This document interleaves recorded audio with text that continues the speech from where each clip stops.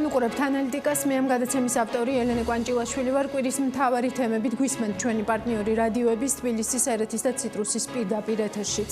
სტომატოლოგიურმა კლინიკებმა გეგმური სტომატოლოგიური მომსახურების მიწოდების აღსადგენად შესაბამისი მოთხოვნები უნდა დააკმაყოფილონ. როგორც დღეს სამედიცინო საქმიანობის რეგულირების სააგენტოს ხელმძღვანელმა ზალ კაპანაძემ სპეციალურ ბრიფინგზე აღნიშნა, კლინიკებმა დღის ბოლომდე სპეციალური განაცხადი უნდა შეავსონ. მოთხოვნების შემუშავებაში უშუალოდ იყო ჩართული საქართველოს სტომატოლოგთა ასოციაცია და ახლა მისი პრეზიდენტი ქეთევან გოგილაშვილი ჩაგვერთვება პირდაპირ ეთერში. მოგესალმებით, ქალბატონო ქეთევან, დიდი მადლობა თქვენი დროისთვის.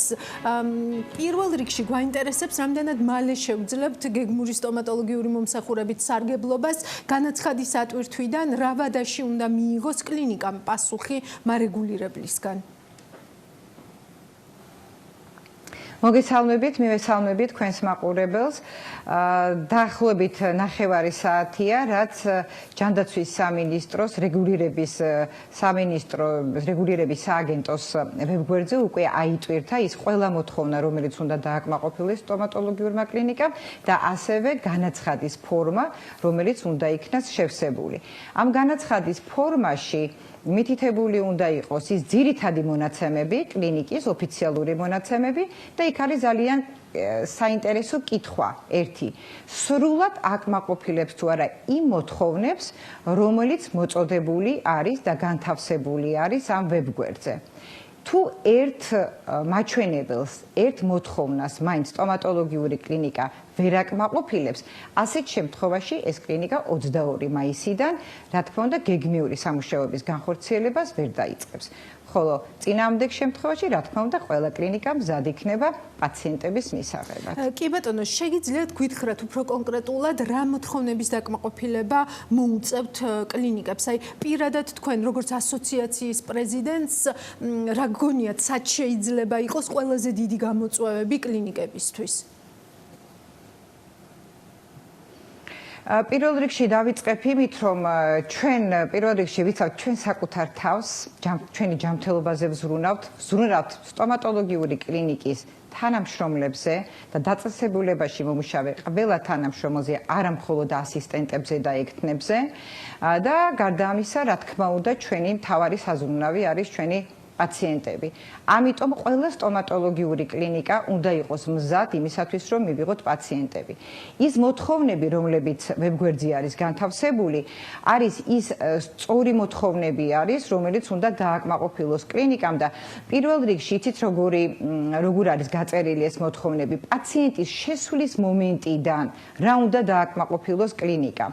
ანუ COVID-19-ის ინფიცირების რისკის პრევენციისთვის განკუთვნილი ყველა მოთხოვნა. არის თუ არა მაგალითად დისტანციური თერმომეტრი, რომ თქვენ იცით, რომ ტემპერატურის გაზომვა აუცილებელი არის პაციენტისთვის, კითხვარის შევსება არის აუცილებელი, ბახილები, შემდეგ სოციალური დისტანციის დაცვა, ანუ აკმაყოფილებს თუ არა კლინიკა ამას, ანუ პაციენტების მოსაცდელი სივრცე თუ არ აკმაყოფილებს, ასეთ შემთხვევაში, რა თქმა უნდა, პაციენტი იმ მოსაცდელ სივრცეში არ უნდა იყოს და უნდა მოიცადოს ან გარეთ, ან საკუთარ ტრანსპორტში და ასე შემდეგ.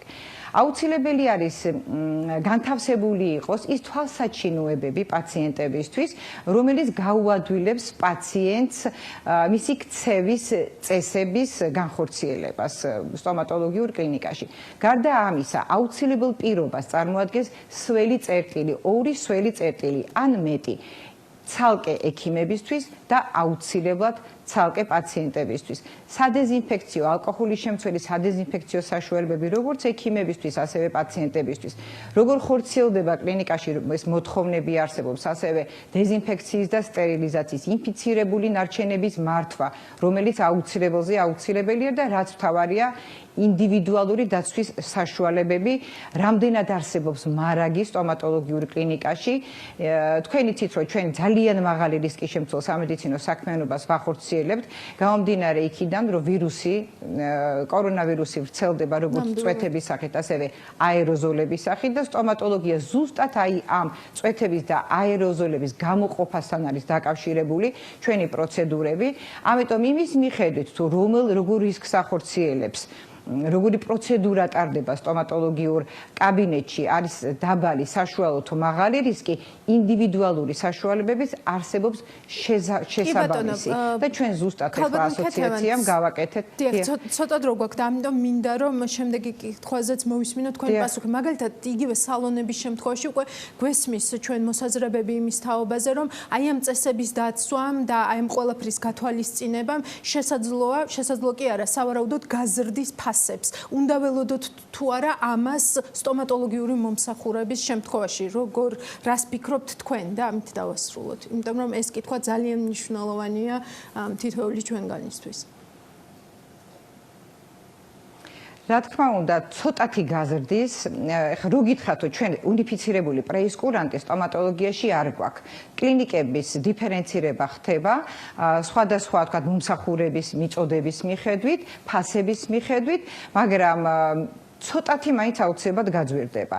მე მაღალ ფასებზე არ ვსაუბრობ ახლა, მანამ სანამ არ გვეცოდინება მასალების ფასი, იმიტომ რომ ის რისი მარაგით საქართველოში არსებობს, ჯერჯერობით ის აუცილებელი მასალა, მე ინდივიდუალური დაცვის საშუალებებზე არ ვსაუბრობ ამ წუთას, ზუსტად იგივე თანხით მიეწოდება სტომატოლოგიურ კლინიკებს, მაგრამ რაც შეეხება ინდივიდუალური დაცვის საშუალებებს, რომელიც დღეს ყველაზე აუცილებელია, მათი ფასი არის გაცილებით მომატებული. ამიტომ თუ არ დასტაბილურდება ეს ფასები, რა თქმა უნდა, თანხა მოიმატებს, მაგრამ არ უნდა მოიმატოს ძალიან, ეს რა თქმა უნდა ყველა კლინიკის და კლინიკის მენეჯერის კარგი, ძალიან დიდი მადლობა, რომ ესე ოპერატიულად, ესე ვთქვათ, ჩაგვერთეთ პირდაპირ ეთერში. ეს იყო ქეთევან გოგილაშვილი, საქართველოს სტომატოლოგთა ასოციაციის პრეზიდენტი. მადლობა მას მე დეტალის გაცნობისთვის. ვფიქრობ, სალონის შემდეგ სტომატოლოგიური კლინიკის სრულად გახსნა არის ის თემა, რომელიც ძალიან ბევრს გვადარდებს. უკვე ისიც ვიცით, რომ ადგილობრივი ტურიზმისთვის ქვეყანა 15 ივნისიდან, საერთაშორისო ტურიზმისთვის კი 1 ივლისიდან გაიხსნება, რაც დროშიც ის გახსნას უნდა დაემთხოს. თუმცა გეგმაში რომელსაც ახლა წარმოგიდგენთ, ავიაციაზე პრაქტიკულად არაფერი თქმულა. ტურიზმის დახმარების 200 მილიონიანი პაკეტი ასე ნაწილდება ტურისტული ინდუსტრიისთვის 2020 წლის ქონების გადასახადის გაუქმება 45 მილიონი ლარი, რომელსაც არ გადაიხდიან ბიზნესები, ტურისტული ინდუსტრიის საშემოსავლო გადასახადისგან გათავისუფლება და გადავადება 90 მილიონი ლარი, რომელსაც ასევე არ გადაიხდიან ბიზნესები, სასტუმროების ცესხების სუბსიდირება 60 მილიონი ლარი 3000 სასტუმროსთვის, ტურისტული კომპანიებისა და გიდების მხარდაჭერა 5 მილიონი ლარი. სად მოიაზრება ამ პაკეტში ავიაცია? ამ კითხვაზე მთავრობას პასუხი ამ დრომდე არ გაუცია. სალომე მეცხვარიშვილი განაგრძობს თემას. სალომე, გისმენთ. მოგესალმებით ელენე. ავიაცია ტურიზმის განვითარების ერთ-ერთი მთავარი მამოძრავებელი ძალაა და ამაზე მთავრობაც თანხმდება, თუმცა გუშინდელ პრეზენტაციაში, რომელიც კორონავირუსის პოსტკრიზისულ პერიოდში ტურიზმის დახმარების პაკეტს შეეხებოდა, ამ სფეროსთვის ადგილი ვერ გამოიძებნა. სახელმწიფო დახმარების პაკეტში არც ავიაკომპანიები, არც აეროპორტები უხსენებიათ, რაც სფეროს სპეციალისტებსაც არ გამორჩენიათ.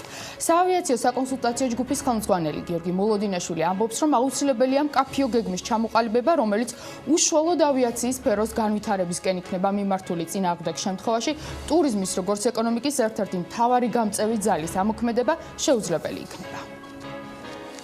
პირველი ეტაპი დასახათი 2020. ეს დარგი არის, სწორედ ყველამ ვიცით, რომ მთავარი მამოძრავებელი თუნდაც ტურიზმის სფეროზე, იმიტომ რომ თუ არ ამუშავდება ავიაცია, ყოველგვარ ტურიზმზე, რა თქმა უნდა, თუ იმას არ გავითვალისწინებთ, რომ სახმელეთო გზებით შემოვა საქართველოში ტურიზმი ვერ ამუშავდება, მე მხედველობაში მაქვს საერთაშორისო ვიზიტორები. ავიაციაში და ტურიზმში ესე არ ხდება ყველაფერი თქვა ერთ-ორ დღეში, ნებისმიერ გადაწყვეტილება ხდება 3, 4, 5 თვით ადრე, ამიტომ ჩვენ თუ გვინდა რომ უკვე თქვა ივლისში დაიწყოს ტურისტების თქვა შემოყვანა საქართველოში, ჩვენ ეხა უკვე უნდა ვიცოდეთ თუ აი მარტი გავიდა, აპრილი, მაისი და 4 თვის განმავლობაში თუ რა დახმარება ექნება და რა გეგმა იქნება კონკრეტულად იმ ავიაკომპანიებს, რომ ისინი არ გაჩერდნენ და როგორღაც მიაღწიონ ამ 1 ივლისამდე. მთავრობამ ტურიზმის სექტორისთვის საგადასახადო შეღავათები წარადგინა, ასევე სესხის სუბსიდიების შესთავაზა რესტორნებსა და სასტუმროებს, მაგრამ რაც თავაზობს ავიაციის სექტორს არ თქმულა. ეკონომიკის მინისტრმა მხოლოდ ჟურნალისტების დაინტერესების შემდეგ ახსენა, რომ შესაძლოა ქართულ ავიაკომპანია აირზენას დაეხმარონ. თუმცა რა და როგორ იქნება ეს არ დაკონკრეტებულა. სამაგიეროდ აეროჯორჯია ჯგუფის დამფუძნებელი BMG-სთან ამბობს, რომ დახმარებები ევრორეგულაციების შესაბამისად უნდა მოხდეს. იგორ აფციაურის თქმით, დახმარებები ინდივიდუალურად უნდა განხორციელდეს ავიაკომპანიების საჭიროებების მიხედვით, რადგან საერთო რეცეპტი დღეს ჯერ არ არსებობს.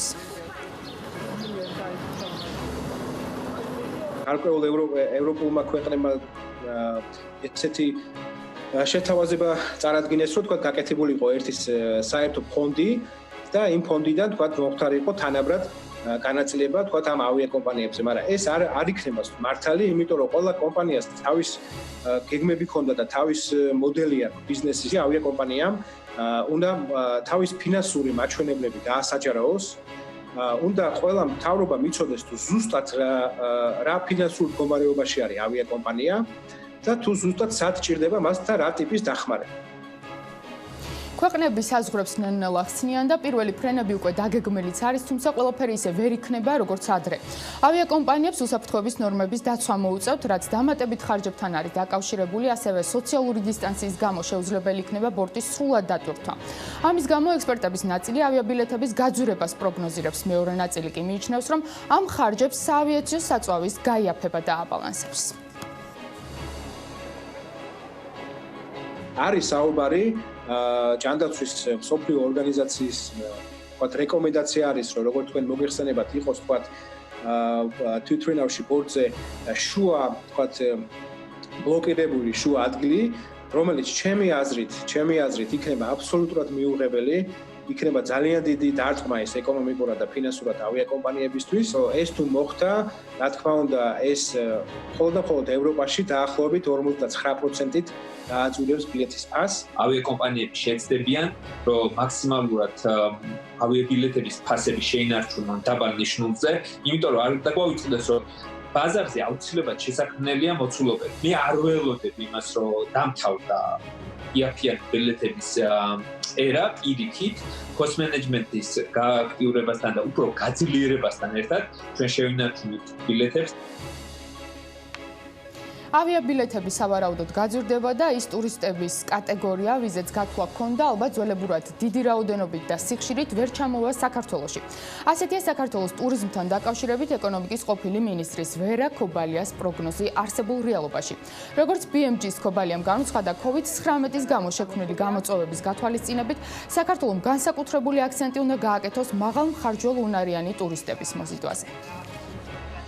ეკონომიკურ კომისიაში დღევანდელი ევროპელი ან ამერიკელი გამსვენებელი, ასე ვთქვათ, ხომ, ტურისტი ის პირიქით ეძებს ბუნებასთან სიახლოვეს, ის ეძებს სიმშვიდეს და რაღაც აი ნატურალურს და სუფთას და ეს უნდა შევთავაზოთ ჩვენ, იმიტომ რომ ის თვითვარსკვლავიანი თავის ქვეყანაშიც აქვს და საქართველოში ზუსტად ის მთა უნდა და სუფთა მდინარე და აი ესეთი ტიპის ემოციების მიღება. მოკლედ, ცის და საზღვრების გახსნა უკვე დაანონსებულია, თუმცა მეორე საკითხია, რამდენად გააქტიურდებიან თავად ადამიანები და სხვა ქვეყნებში მოგზაურობას მოინდომებენ, როდის დაუბრუნდება საავიაციო სფერო. ძველ მაჩვენებლებს ამის პროგნოზირება სპეციალისტებსაც უჭირთ, სავარაუდოდ ძველ მაჩვენებლებზე ეს სფერო 2 წელში გავა. ცხვარიშვილმა გაამახვილა ყურადღება იმ ბიზნესზე, რომელზეც იქნება საბოლოო ჯამში დამოკიდებული ტურიზმის რეალური გახსნა, მეტი კომუნიკაცია რომ არის საჭირო, ეს პრინციპში უკვე აღარ გვიკვირს. COVID-19-თან ბრძოლის სხვადასხვა მაგალითებს რომ ვუყურებ და ეკონომიკის გახსნის გეგმებს ვადარებთ ერთმანეთს, ერთი რამ აშკარად თვალში საცემია.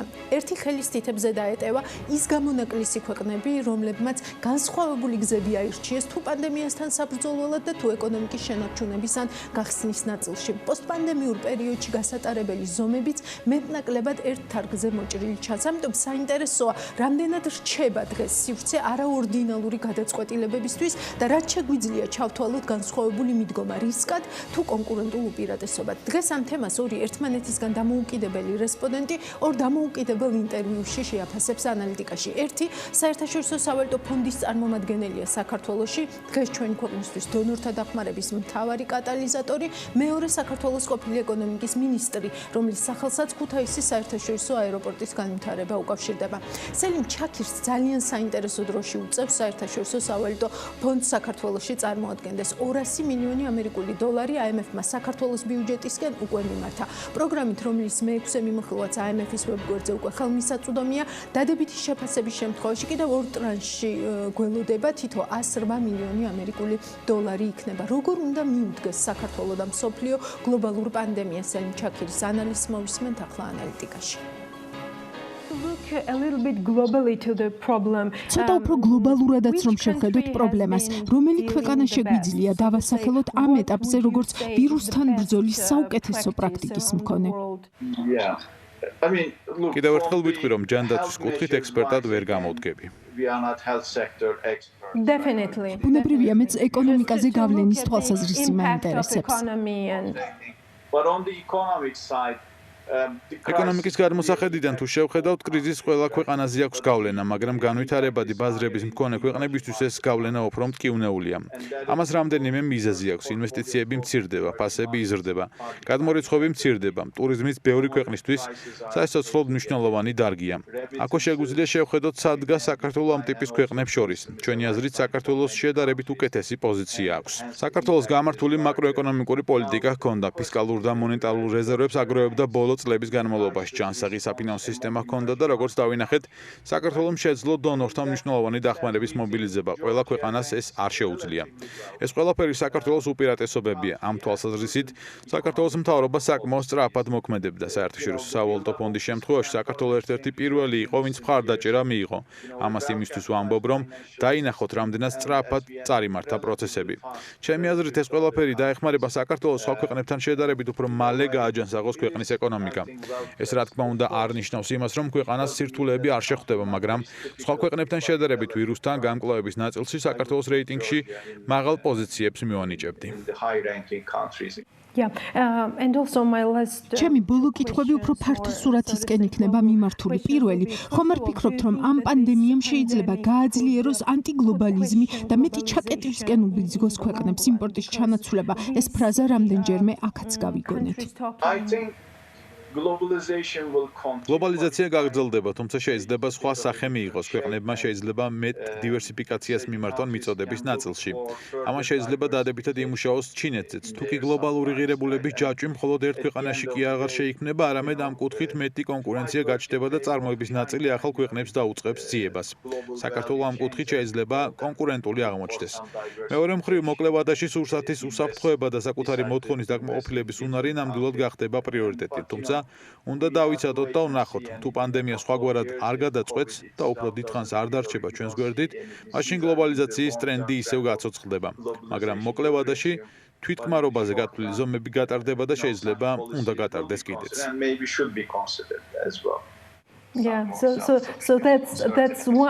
კიდევ ერთი მაგალითი, რაც COVID-19-ის ფონზე გამოგვაქვს, რომ გრძელვადიანი ანალიზის სასრულიად გაუთვალისწინებელი სცენარებიც კი უნდა გავითვალისწინოთ. ნამდვილად, ზუსტად ასე. დღეს ქვეყნები უფრო მეტად ერთმანეთს უყურებენ, თუ რა პასუხი უნდა გასცენ პანდემიის გამოწვევას. როგორ ფიქრობთ, რჩება ადგილი უფრო თამამი, უფრო შემოქმედებითი, უფრო გამორჩეული გადაწყვეტილებებისთვის? ეს უფრო სარისკოა, თუ კონკურენტული უპირატესობაც შეიძლება აღმოჩნდეს? უნდა გავითვალისწინოთ, რომ გაურკვევლობის ხარისხი დღესაც მაღალია. ისეთ რამესთან გვიწევს შერკინება, რის გამოსtildeებაც აქამდე არავის ქონია. ქვეყნები განსხვავებულ სტრატეგიებს ცდიან, მაგალითად, გაერთიანებულმა სამეფომ სადა ერთი მიდგომა და შემდეგ შეცვალა. დღეს შვედეთი ცდილობს საერთოდ სხვა მიდგომა გამოიყენოს და პრაქტიკულად შეუძლებელია თქვა, რა იმუშავებს ყველაზე კარგად. მაგრამ ისევ საქართველოს უპირატესობებზე გავამახვილებდი ამ პასუხში ყურადღებას. პატარა ქვეყანა, რომელიც არ არის მჭიდროდ დასახლებული, დღეს უპირატესობაა. ამ თვალსაზრისით სჭირდება საქართველოს განსხვავებული მიდგომა. მიდგომა კრიზისთან გასამკლავებლად? არ ამგონია. ქვეყნის ზომა, მოსახლეობის რაოდენობა და ის ზომები, რაც აქამდე გატარდა, აჩვენებს, რომ კრიზისთან მიდგომა წარმატებული აღმოჩნდა. ამას აჩვენებს COVID-19 სტატისტიკა საქართველოში. თუ მიდგომა მუშაობს, რატომ უნდა განვაახლოთ? საქართველოს მიდგომა ჩანს, რომ მუშაობს. რატომ უნდა გავრისკოთ? საქართველოს მთავრობა ეპიდემიოლოგებისგან საკმაოდ კარგ რჩევებს იღებს. ამდენად საქართველოს მთავრობის ადგილზე მათ რჩევებს ეკონომიკის გახსნის ნაწილშიც გავითვალისწინებდი. შეცდომების არ უნდა გვეშინოდეს სელიმ ჩაქირისგან რადიკალურად განსხვავებული მოსაზრება აქვს ვერა ქობალიას, რომელიც ამჟამად კანადაში ცხოვრობს და იქ ძირითადად ინვესტიციების მოზიდვების მიმართულებით მუშაობს. მე გიტოვებთ ვერა ქობალიასთან ინტერვიუს და პარასკევამდე გემშვიდობებით. ამ სწორი მომენტების დასაჭერად მოდი ასე გკითხავთ, იმიტომ რომ დღეს ყველა საუბრობს იმაზე, რომ შესაძლებლობა უნდა ვაქციოთ ეს გამოწვევა. რა არის დღეს შესაძლებლობა საქართველოსთვის ამ ვითარებაში? საქართველოს არ არის ერთადერთი ქვეყანა, ვინც ამაზე ფიქრობს, რა თქმა უნდა, აბსოლუტურად ყველა განვითარებადი ქვეყანა ახლა ფიქრობს, როგორ შეუძლია მას ჩაანაცვლოს თუნდაც მცირე პროცენტით ჩინეთი და რა როლს თამაშობდა ჩინეთი ამ ბოლო 10-20 წლის განმავლობაში. ყველა ქვეყანა ვისთანაც მე თანამშრომლობ 24 საათიან რეჟიმში ახლა არის ტელეფონზე, არის აი ესე Zoom საუბრებით, კონფერენციებით, ესაუბრება იმ კომპანიებს, რომლებიც ათასობით და 10,000-ობით გამოდიან ჩინეთიდან და უმტკიცებს თუ რატომ ისინი უნდა შევიდნენ მათ ქვეყნებში. და ძალიან არაორდინალურ ნაბიჯებს გადადგავენ იმისთვის, რომ დააინტერესონ ეს კომპანიები. მაგალითად რას ვერამ და რომელი ქვეყნები? მაგალითად რომ ავიღოთ ინდოეთი. ინდოეთმა ამ ბოლო რამდენიმე დღის განმავლობაში დიდი კამპანია დაიწყო, როგორც ვიცი, ხომ აწარმოე ინდოეთს. პრემიერმა დაავალა იქ აბსოლუტურად ყველა ადგილობრივ მთავრობას, რომ თავისი გეგმა გამოიმუშაონ და ისინი ერთმანეთში ეჯიბრებიან შიგნიდან და გამოყვეს აი ორი ლუქსემბურგის ზომის ტერიტორია მიწის, რომელიც საწუხო-სასყიდლოდ აძლევენ ინვესტორებს, ძალიან ბევრი პრეფერენციები და ეს საჭიროა, იმიტომ რომ ეხლა აბსოლუტურად ყველა ვებრძვით ამ ერთ და იგივე ინვესტორებისთვის, ამ კაპიტალისტვის და არა მარტო ვიბრძვით, ეს ძალიან მოკლე პერიოდი არის, როდესაც გვაქვს ეს საშუალება, რომ დავაინტერესოთ ეს ხალხი, რომელიც ჩაბარგებული შუაგზაში რაღაცა დავატრიალოთ და ჩვენსკენ შემოვახედინოთ, მაგრამ არ იქნება მარტივი, მე რომ მქონდეს საშუალება, ეხლა შევქმნიდი ჯარს და აი პირდაპირ მნიშვნელობით ჯარს ადამიანების სხვადასხვა სტრუქტურებიდან, სააგენტოებიდან, რომლებიც 24 საათის განმავლობაში იჯდებოდნენ ტელეფონებზე და ურეკავდნენ ამ კომპანიებს. თქვენ ახსენეთ, რომ ბევრი ქვეყნის მთავრობასთან მუშაობთ და დღეს დროა არაორდინალური გადაწყვეტილებების მიღების. აი გარდა ინდოეთისა, კიდევ რომელ ქვეყნებს გამოყოფდით, რაც მოგეწონათ და რაღაც ოდნავ შეცვლით შეიძლება ამაზე საქართველოს დაფიქრდეს. ან არ დაფიქრდეს, მაგრამ საინტერესო არის დღეს. ბევრი ქვეყანაა და სხვადასხვა ქვეყნებიდან კონკრეტულ მაგალითებს ავიღებდი. იგივე ბალტიის ქვეყნები საინტერესო ნაბიჯებს დგამენ, თუნდაც ტურიზმის მიმართულებით, ბევრი კაფე, რესტორნები და ასე შემდეგ უკვე გახსნეს და მთელი ქალაქი თუ არ მეშლება ვილნიუსზე არის საუბარი და შეიძლება მეშლება ერთ-ერთი ბალტიის ქვეყნის დედაქალაქი, სადაც მთელი ქალაქი, ანუ ზონირება შეცვალეს და მისცეს უფლება რესტორნებს და კაფეებს გამოიყენონ. ანუ რაღაც აი ეს ჩვენი სტანდარტული ყუთი რომ არის, იმის გარეთ უნდა დავიწყოთ ფიქრი და რაც უფრო უცნაური არის იდეა, ალბათ იმას ყველაზე ასე ვთქვათ, საინტერესოდ უნდა შევხედოთ. შეცდომების არ უნდა შეგვეშინდეს.